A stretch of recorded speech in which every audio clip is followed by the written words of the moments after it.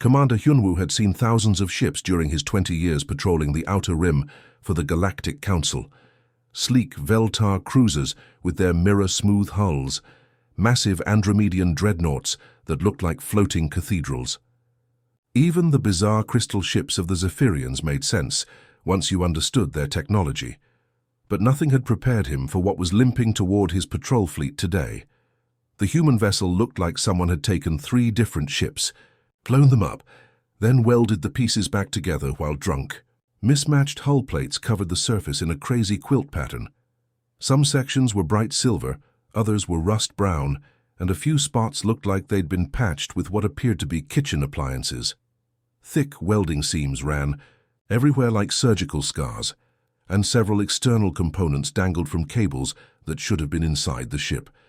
"Sir, I'm getting massive electromagnetic interference from that vessel," reported his sensor officer, tentacles twitching nervously. "Their power signature is all over the place. I can't tell if they're about to explode or if this is normal." Hyunwoo studied the readings with growing confusion. The ship was generating 3 times more energy than its size should allow, but somehow containing it in systems that violated every safety protocol he knew. "Open a channel." Static filled the bridge speakers, followed by a cheerful human voice with an accent Hyunwoo couldn't place. "Hey there, Council ship. This is Captain Minna of the Iron Phoenix. Beautiful day for flying, isn't it? Listen, we're running low on spare parts and wondering if you folks know where we might find some good salvage around here. Nothing fancy, just need some basic hull plating and maybe a backup reactor or 2. The casual tone caught Hyunwoo off guard. Most species approached council vessels with formal protocols and careful respect. This human sounded like she was asking for directions to the nearest market. "Captain Minna, this is Commander Hyunwoo of the Council Patrol Fleet. Your vessel appears to be in distress. Do you require assistance?" Laughter crackled through the speakers. "Distress? Oh no, we're fine. Phoenix always looks like this. She's not much to look at, but she gets us where we need to go." As if to prove the point, the human ship suddenly rolled into an impossible spiral maneuver that should have torn it apart. Instead of breaking up, the vessel's mismatched sections seemed to flex and bend like they were designed for it. External. Components that looked ready to fall off stayed firmly attached, and the ship completed a loop that would challenge even a military fighter. Hyunwoo's engineering officer, a methodical crystalline named Zeph-9, made a sound like grinding glass. "Commander, what they just did should be impossible. Their structural integrity should have failed at the first turn. According to our scans, that ship has 17 different types of hull plating, at least 5 different propulsion systems, and life support cobbled together from parts spanning 12 different civilizations. And yet they're flying circles around us," Hyunwoo muttered. The Iron Phoenix settled into a stable orbit nearby, and Captain Minna's voice returned. "So about that salvage location, we're planning to upgrade our point defense systems, and I heard there's a nice debris field from that battle last month. Nothing like battlefield leftovers for quality components." Something about the situation made Hyunwoo incredibly curious. In all his years of service, he'd never encountered anything quite like this. "Captain Minna, would you be willing to come aboard our vessel? I'd like to learn more about your unique ship design." "Sure thing. Always happy to chat with fellow spacers. Fair warning though, my crew and I aren't much for fancy protocol stuff. We're more practical types." An hour later, Captain Minna stepped off the transport shuttle onto Hyunwoo's pristine bridge. She was shorter than most humans he'd seen in files, with oil-stained coveralls and practical boots that had seen serious use. Her dark hair was pulled back in a simple ponytail, and she carried a battered toolkit like it was part of her uniform. What struck Hyunwoo most was her complete lack of nervousness. She looked around the advanced bridge with interested appreciation, but no intimidation whatsoever. "Nice setup you've got here," she said, nodding at the holographic displays and gleaming control surfaces. "Very elegant.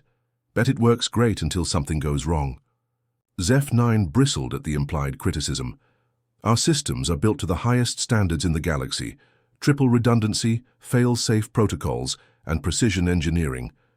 Minna smiled and pulled out a small datapad that looked like it had survived several explosions. "That's the difference between us, I think. You build things to work perfectly. We build things to keep working when everything goes wrong. She activated the datapad, showing technical specifications that made Zeph-9's crystalline structure dim. With shock, ships with load capacities that exceeded their structural limits, reactors jury-rigged from incompatible technologies, weapon systems that shouldn't be able to fire without destroying their own ships. Take the Phoenix, Minna continued casually. She started life as a Terran cargo hauler, but we've rebuilt her maybe 6 times over the years.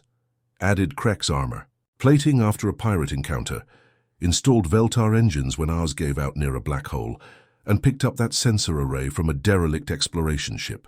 None of it should work together, but somehow it does.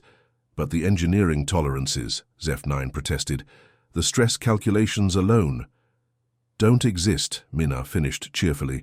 We test everything by trying it. If it breaks, we fix it stronger. If it works, we keep using it until it doesn't, then we fix that too. Hyunwoo found himself leaning forward with fascination. Your entire species builds ships this way, pretty much. See, we figured out early that space is trying to kill you in about 1 million different ways. Perfect ships are great until they meet the one problem they weren't designed for. Our ships are designed for problems we haven't even thought of yet. She showed them more images. Human vessels that looked like flying scrapyards, but somehow outperformed military craft costing billions of credits. Ships held together with what appeared to be industrial tape that could survive direct hits from weapons designed to crack planets. Your fancy designs are beautiful, Minna said, gesturing around the pristine bridge, but they're like museum pieces.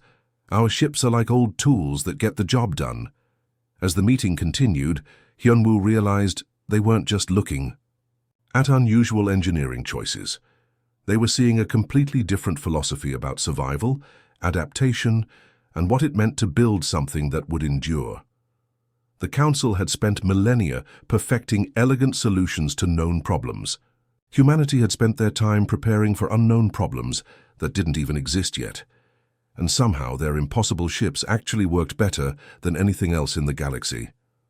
Professor Taemin stood before his classroom of advanced engineering. Students, his forearms gesturing elegantly at the holographic display, showing the Academy's pride and joy. The ANS Perfection was the most advanced prototype in Andromedian space, representing 2 centuries of refined engineering and mathematical precision.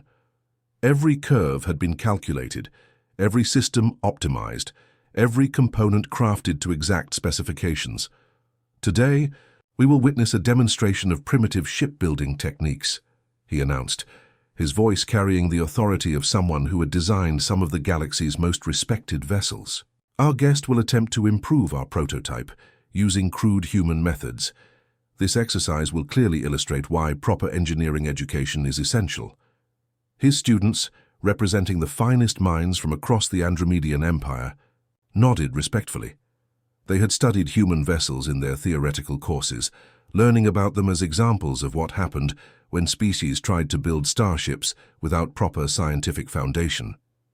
Su Jin walked into the pristine laboratory, wearing coveralls that had seen actual use, carrying a toolkit that looked like it had survived several small explosions. She was younger than most of the professors expected, with short black hair and hands that showed the calluses of someone who actually built things instead of just designing them. "Nice ship," she said, walking around the prototype with an appraising eye. "Really pretty.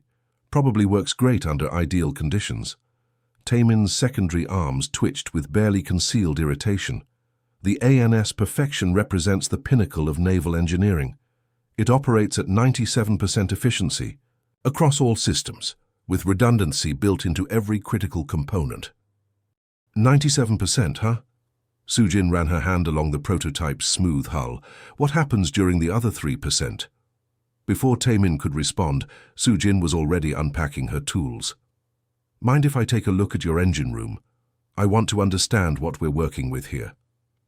The students followed as Sujin crawled through the prototype's interior, examining systems with the practiced eye of someone who had spent years keeping impossible machines running.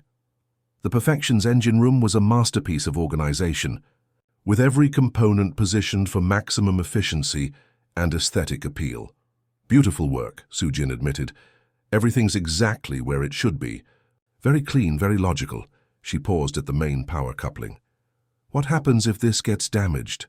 The secondary coupling automatically engages, one student replied proudly. We have full redundancy. And if that fails? The tertiary system activates. And after that, silence. The students exchanged glances. In their perfectly calculated universe, 3 layers of backup seemed excessive. Sujin nodded knowingly. That's what I thought. She opened her toolkit and began pulling out components that looked like they'd been salvaged from a dozen different ships. Mind if I make a few adjustments? What followed horrified every engineering student present. Sujin began welding external power conduits to the hull, rerouting critical systems through pathways that violated every design principle they'd learned. She installed backup systems for the backup systems, then added manual overrides for everything. What are you doing? Taemin demanded as Sujin attached what appeared to be a completely incompatible reactor core to the ship's exterior. Adding flexibility, Sujin replied, not looking up from her welding. Your ship is designed to work perfectly when everything goes right. I'm preparing it for when everything goes wrong. She installed manual pump systems alongside the automated ones, added physical controls next to the holographic interfaces, and created redundant pathways for every major system. To the Academy staff, it looked like someone was deliberately sabotaging their masterpiece. This violates fundamental engineering principles, protested Dr. Yoon Seo, the Academy's leading systems specialist. You're adding weight, complexity, and inefficiency. Yep, Sujin agreed cheerfully, installing another manual override. Also adding the ability to keep flying when your perfect systems meet an imperfect universe. The modifications took 3 days. By the time Sujin finished, the sleek prototype looked like it had been attacked by a particularly creative scrapyard. External components jutted from the hull at odd angles. Jury-rigged systems snaked across the interior, and the whole ship hummed with the irregular rhythms of mismatched technologies working in harmony. Taemin stared at his ruined masterpiece, with something approaching physical pain. This is no longer the perfection, it's functional, Sujin finished. Want to take her for a test flight? The Academy staff agreed, partly from scientific curiosity and partly from morbid fascination. They wanted to see exactly how badly Sujin's modifications would fail when subjected to real conditions. They were 40 minutes into the test flight when the pirates attacked. The Bloodfang Corsairs had been tracking the prototype for weeks, waiting for an opportunity to steal the most advanced ship in Andromedian space. They struck with overwhelming force, expecting to disable the vessel quickly and board at their leisure. The first salvo of plasma bolts struck the Perfection's starboard hull, overloading the primary shield generators exactly as predicted. The secondary shields activated automatically, absorbing the next wave of fire until they too reached critical failure. The tertiary shields lasted another 30 seconds before catastrophic system failure cascaded through the ship's elegant architecture. In the original design, this would have been the end. The Perfection would have been dead in space, waiting for rescue or capture. Instead, Sujin's external power conduits automatically rerouted energy around the damaged systems. Her backup reactors kicked in when the main power plant went offline. Manual controls allowed the crew to maintain navigation when the automated systems failed. Impossible, breathed Dr. Yoon Seo as she watched her readings. Main power is gone, shields are down, navigation is offline, and we're still fighting. Through the chaos of battle, Sujin's voice came over the intercom, calm and focused. All the pretty stuff is broken, but we've still got the ugly stuff I added. Let's see what this ship can really do. What followed defied everything the Academy staff thought they knew about space combat. The prototype absorbed hits that should have vaporized it, kept maneuvering with half its systems offline, and somehow managed to return fire using weapons that were running on power from 3 different backup sources. The pirates, expecting an easy capture, found themselves facing a ship that simply refused to die. Every time they thought they'd landed a killing blow, the prototype kept fighting. It was like trying to kill something that was already dead. Finally, with most of its systems failing and hull breaches throughout the ship, the prototype did something that no rational engineer would ever design it to do. It rammed straight into the pirate flagship at full speed. The collision should have destroyed both vessels. Instead, Sujin's modifications held the prototype together, just long enough for the crew to survive impact, while the pirate ship broke apart around them. In the aftermath, floating in an escape pod while rescue ships approached, Professor Taemin stared at the wreckage with new understanding. His perfect ship had been destroyed, but Sujin's impossible modifications had saved their lives. "Your ships are too perfect," Sujin explained, as medics checked them for injuries. "Perfect things are fragile. They work great until they don't. And then they stop working completely. Messy things bend instead of breaking. They adapt." Taemin looked at the debris field where his masterpiece had made its final stand. "But the inefficiency, the violations of proper design, only matter if you're more worried about looking good than staying alive," Sujin replied. "Your ship was beautiful, but beauty doesn't stop plasma bolts." The Academy incident, as it came to be known, sent shockwaves through the engineering community. Within months, design philosophies that had remained unchanged for centuries began incorporating human concepts of beneficial redundancy and constructive chaos. The age of perfect ships was ending. The era of ships that worked no matter what was just beginning. The message came through encrypted channels that most governments pretended didn't exist. Ambassador Velnara of the Alari Collective sat in her private office, reading the communication for the third time. Her people had maintained their pacifist principles for over 8 centuries, but recent pirate attacks along their trade routes were testing their resolve. "We cannot build warships," she murmured to herself, her delicate fingers tracing the holographic text. "But perhaps we can commission defensive vessels." The Alari had always been known for their refined culture and elegant architecture. Their cities floated like crystals in space, and their art was studied throughout the galaxy. But beauty meant nothing against pirates who saw their peaceful nature as weakness. Through careful intermediaries, Velnara made contact with Jin Ho, a human shipbuilder who had gained a quiet reputation in certain circles. The meeting took place on a neutral station, far from prying eyes. Jin Ho arrived looking nothing like what Velnara expected. Instead of the refined engineer she'd imagined, she met a practical woman in worn work clothes who carried blueprints, rolled up in what appeared to be a repurposed weapon case. "So you need ships that can protect your people without compromising your principles," Jin Ho said, spreading out preliminary sketches on the table. "Interesting challenge. We cannot build vessels designed for killing," Velnara explained carefully. "Our culture forbids it, but we must protect our citizens from those who would harm them." Jin Ho studied the Alari ambassador thoughtfully. "What if I told you the most effective weapon is one that doesn't need to kill to win?" 3 months later, the first ship of the new Alari defensive fleet emerged from Jin Ho's hidden shipyard.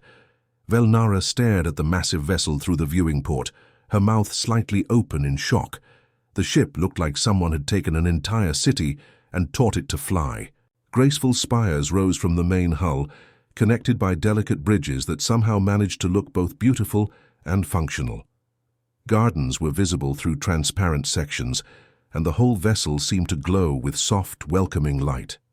"It's magnificent," Velnara whispered. "But how does it fight?" Jin Ho smiled. "Let me show you." The demonstration took place in an empty system, using automated targets that simulated a pirate fleet. As the mock enemies approached, the Alari vessel didn't fire traditional weapons. Instead, it deployed something far more devastating.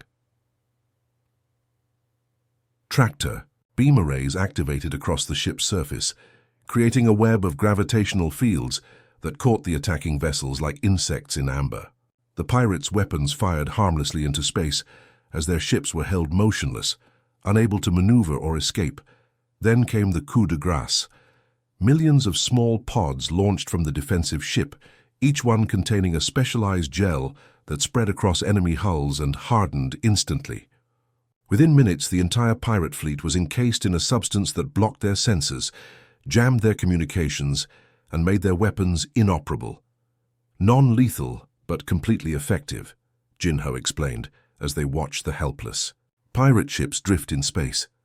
Your people can capture enemies without killing them, hold them safely until authorities arrive, and even provide medical care if needed.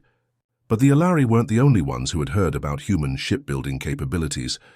On the other side of the galaxy, Commander Wu Jin of the Krex Empire was meeting with engineer So Young in a heavily fortified military station.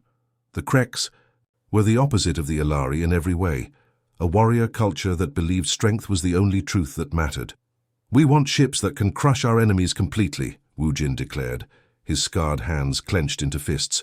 "No mercy, no hesitation, no weakness." So Young looked at the grizzled Krex commander with calm eyes.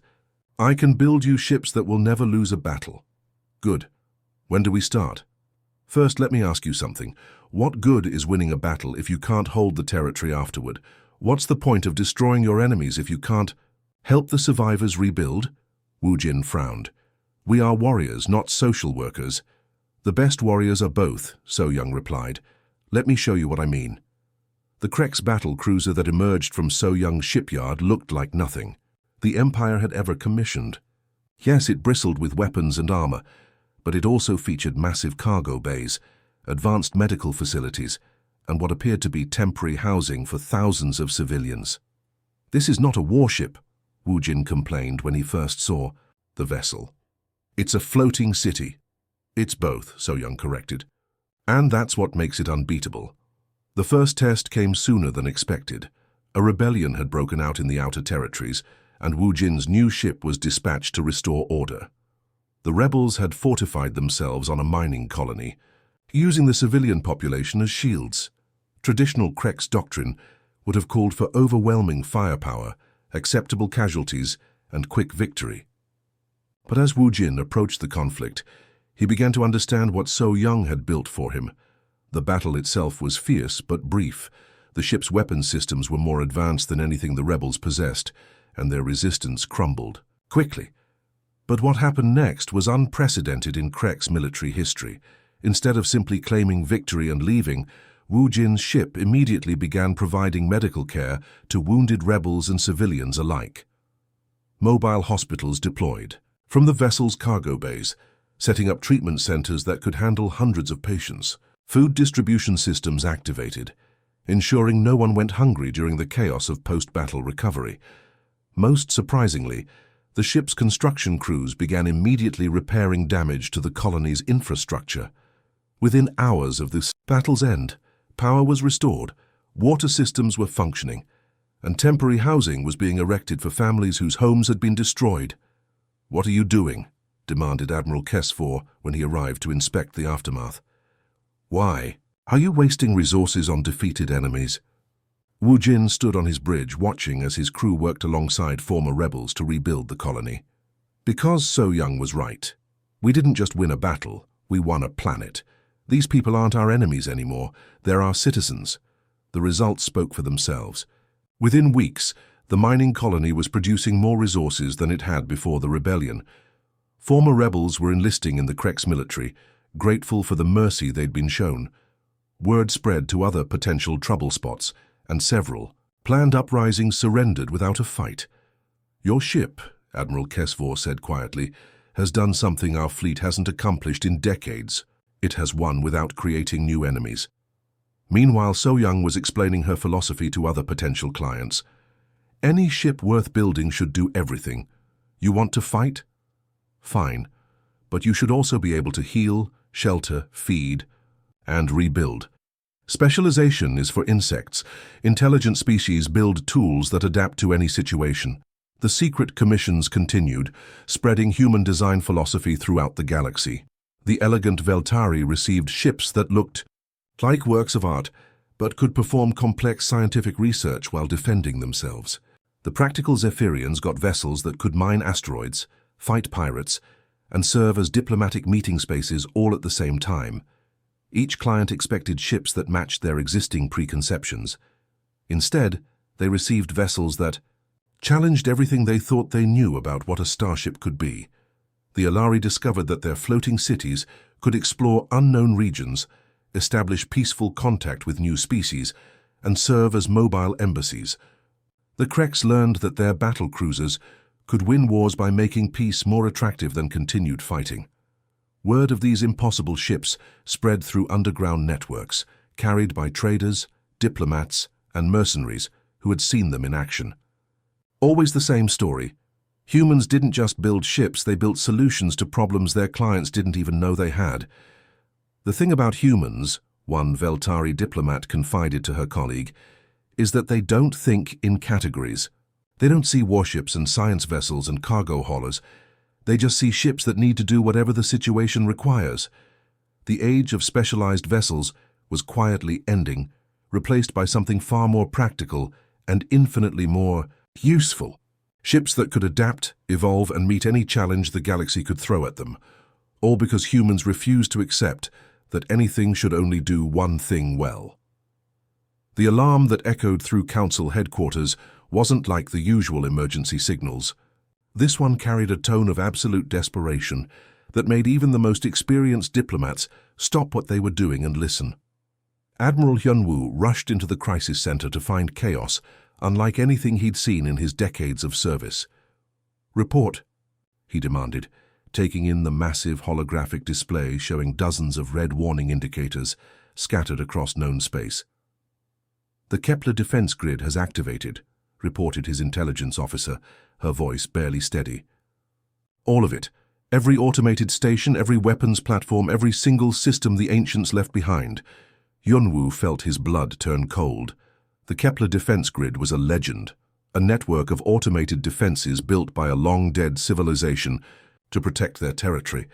Most species had forgotten it even existed, treating it as ancient history that had nothing to do with modern galactic politics. "How many ships have we lost?" "The entire Andromedian Third Fleet, gone in 4 minutes. The Veltari exploration force lasted 7 minutes. Our own patrol squadrons—" She paused, checking her readings. "Total destruction. No survivors." The holographic display updated in real time, showing the systematic annihilation of every vessel that came within range of the ancient weapons.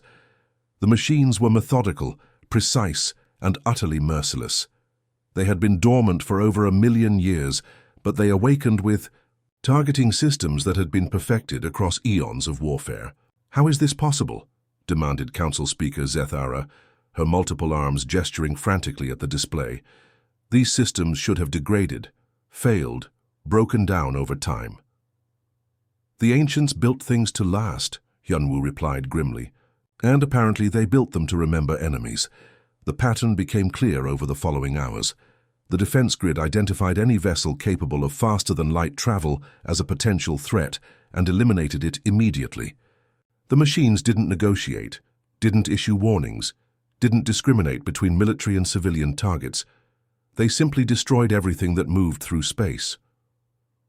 Traditional combat doctrine proved useless against enemies that had spent 1,000,000 years calculating the perfect response to every known weapon and tactic. The grid's targeting computers could predict missile trajectories before they were fired, anticipate evasive maneuvers before ships began turning, and counter every strategy that had been developed over centuries of warfare. Within 6 hours, galactic civilization faced complete collapse.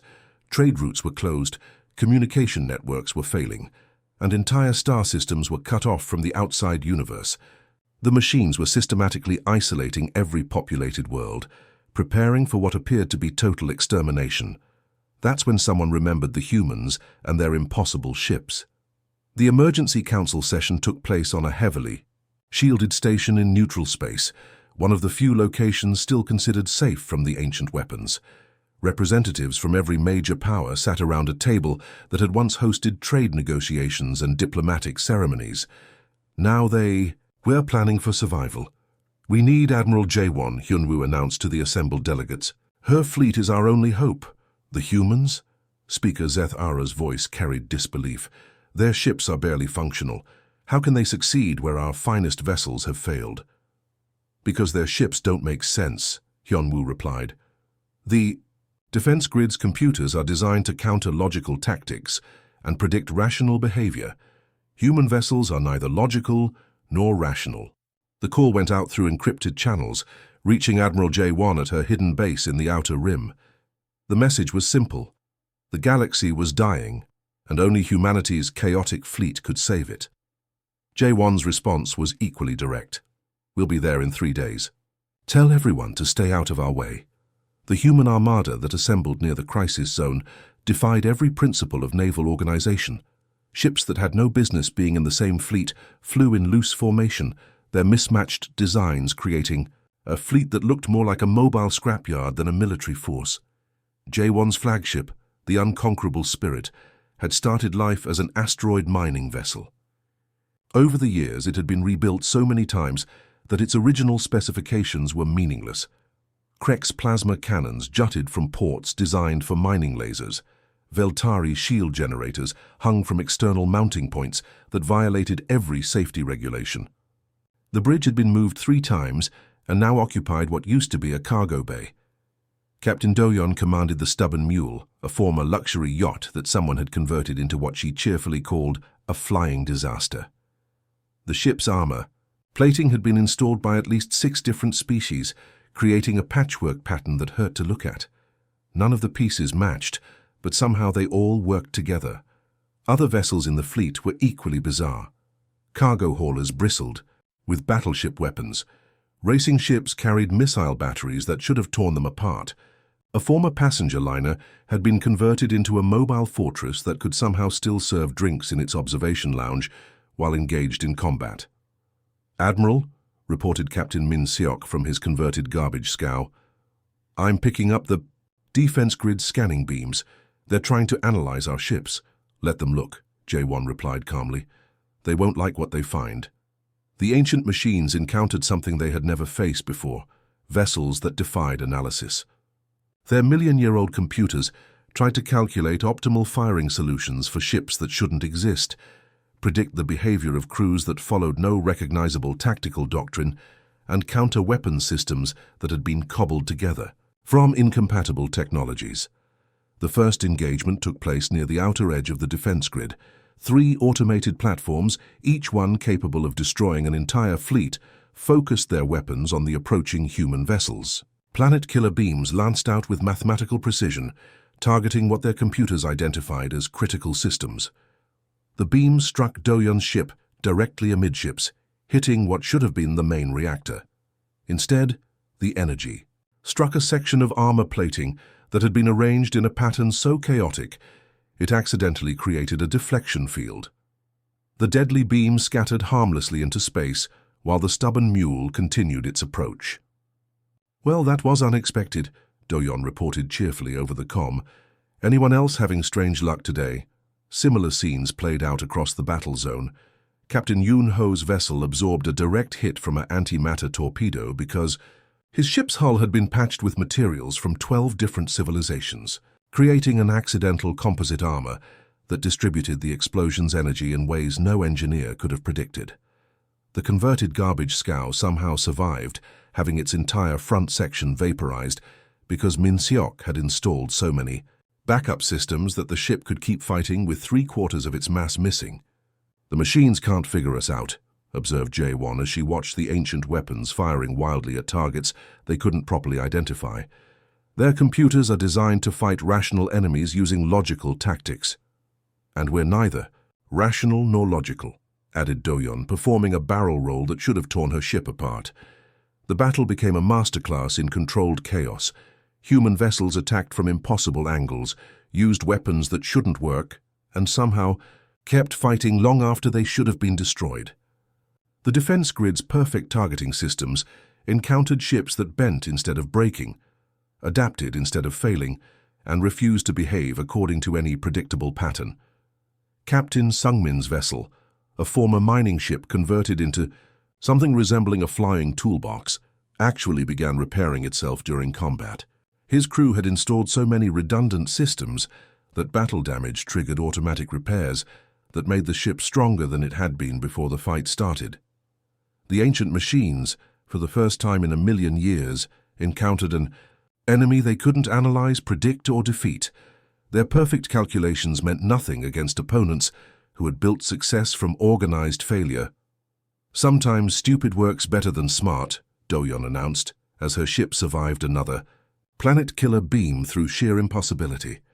"I think we're winning." She was right. The defense grid, faced with enemies that violated every principle of logical warfare, began making errors, Systems that had operated flawlessly for eons started experiencing cascading failures as their computers tried to process the impossible. The age of perfect machines was ending, defeated by imperfect ships that somehow worked better than anything else in the galaxy. The victory celebration lasted 3 days across the galaxy, but for Engineer, HFY, the real work was just beginning. She stood in the Galactic Shipwrights Guild headquarters, surrounded by the most prestigious naval architects from dozens of species, all staring at her like she held the secrets of the universe.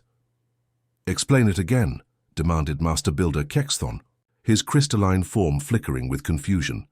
"How did your ships survive weapons that destroyed our most advanced vessels?" HFY pulled up holographic displays showing the battle damage from the ancient defense grid encounter. Ships that should have been vaporized were still flying, held together by repairs that looked more like abstract art than engineering. "We don't build ships to be perfect," she explained patiently. "We build them to keep working when perfection fails." The alien engineers exchanged glances that clearly said they thought she was speaking nonsense. These were beings who had spent centuries perfecting elegant solutions, creating vessels that were marvels of mathematical precision and aesthetic beauty. "But the inefficiencies," protested designer Velmara, her 6 arms gesturing at the chaotic internal layouts of human ships. "The wasted space, the redundant systems, the complete violation of optimal design principles." "That's exactly the point," HFY replied. "Optimal design only works under optimal conditions. Real life isn't optimal." She activated a new display showing a comparison between traditional vessels and human designs. The alien ships looked like works of art, sleek, purposeful, every component precisely placed for maximum efficiency. The human ships looked like someone had exploded a scrapyard and then taught the pieces to fly. "Your ships are like fine crystal," HFY continued. "Beautiful, perfect, and they shatter when you drop them. Our ships are like old cookware, ugly, dented, but they keep cooking dinner no matter what you do to them." The metaphor didn't translate. Well, but the results spoke for themselves. Orders for human-designed vessels were pouring in from across the galaxy. Species that had mocked human engineering 6 months ago were now begging for ships that could survive the impossible. Master Builder Zarkek, whose people had built some of the most elegant vessels in galactic history, raised a tentative hand. Could you teach us these methods?" Thus began the strangest educational program in galactic history. The Shipwrights Guild established the Human Engineering Institute, where HFY and other human designers attempted to teach alien engineers how to build things that worked through organized chaos. The first lesson was called Beneficial Failure Design, and it nearly caused several nervous breakdowns among the students. "Today we're going to learn how to make systems that get stronger when they break," HFY announced to her class of confused alien engineers. Designer Thexala, whose people had spent millennia perfecting seamless integration, raised a concerned appendage. "Surely you mean systems that resist breaking?" "Nope. I mean systems that use breaking as a feature, not a bug." HFY showed them footage of Captain Do-Yon's ship during the ancient grid battle. The vessel's armor had been designed to crack in specific patterns, distributing impact energy across the hull in ways that actually strengthened the remaining structure. "When the armor breaks, it doesn't fail catastrophically," she explained. "It fails in useful ways that help the ship survive." The alien engineers watched in fascination and horror as the demonstration continued. Ships with deliberately weakened joints that bent instead of snapping. Power systems designed to overload safely, routing energy to backup systems before critical failure. Even the weapons were designed to break in ways that didn't endanger the crew. "This is madness," whispered Builder Kesnara. "You're intentionally building flaws into your vessels." "We're building in the ability to survive our own flaws," HFY corrected, "and everyone else's too." The second course, Constructive Structural Compromise, proved even more challenging. Engineer Taeyeon took over this class, teaching the advanced students how to make incompatible systems work together through creative problem-solving. "The secret," she explained, while assembling a power coupling from parts that had never been designed to work together, "is not to fight the incompatibility. Use it." She demonstrated by building a hybrid engine system that combined Krex plasma technology with Veltari crystalline matrices and human mechanical engineering. By every rule of physics and engineering, the combination should have exploded instantly. Instead, it produced 30% more power than any of the individual components could have generated alone. The incompatibilities create resonance patterns that amplify efficiency, Taeyeon explained to her stunned students. What looks like bad design is actually emergent engineering. Meanwhile, Admiral Jae-won was overseeing the construction of her new flagship, a vessel that would exemplify everything human engineering had taught the galaxy. The ship was being built in the orbital yards above Earth, with construction crews representing dozens of species, all working together using human methods. The vessel taking shape in the yards defied description. It looked like someone had designed a space station, then crashed it into a scrapyard, then decided the result was so interesting they should add weapons and engines. Multiple hull sections jutted out at odd angles, connected by structures that seemed to follow no architectural logic. Alien visitors to the construction site struggled to understand what they were seeing. Is it supposed to look like that?" asked Inspector Veltari Kesmol during his official visit. "Absolutely not," replied Admiral Jae-won cheerfully. "It's supposed to work like that." She led him through the partially completed interior, pointing out features that made traditional naval architects weep. The bridge was in 3 different locations, connected by manual backup systems. The engine room had engines from 4 different civilizations, none of which should have been able to work together. The weapons systems included everything from Krex plasma cannons to Alari non-lethal pacification arrays. "But how do you coordinate all these different systems?" Kesemol asked, staring at control panels that seemed to have been designed by committee of drunk engineers. "Carefully," Jae-won replied, "and with lots of redundancy." The ship's first test flight drew observers from across the galaxy. Representatives from every major power came to witness either the triumph of human engineering or the galaxy's most expensive explosion. The vessel, now christened Adaptive Harmony, lifted from its construction dock looking like it might fall, apart at any moment. External components swayed ominously, jury-rigged connections sparked visibly, and the whole ship hummed with the irregular rhythms of incompatible systems somehow working in harmony. "All systems nominal," reported Captain Minho from the primary bridge. "Also, systems are nominal from secondary bridge and tertiary bridge. We're getting conflicting readings from the backup systems, but that's normal for us." The flight test included everything from basic maneuvers to simulated combat scenarios. The Adaptive Harmony performed maneuvers that should have been impossible, absorbed damage that should have been fatal, and somehow managed to serve tea in the diplomatic quarters while engaged in mock combat. "How?" whispered Master Builder Kexthon as he watched the impossible ship perform a barrel roll that would have torn apart any conventional vessel. "Because we stopped trying to build perfect ships," Jae-won explained. "We started building ships that could handle imperfection." The transformation of galactic shipbuilding philosophy accelerated rapidly after that demonstration.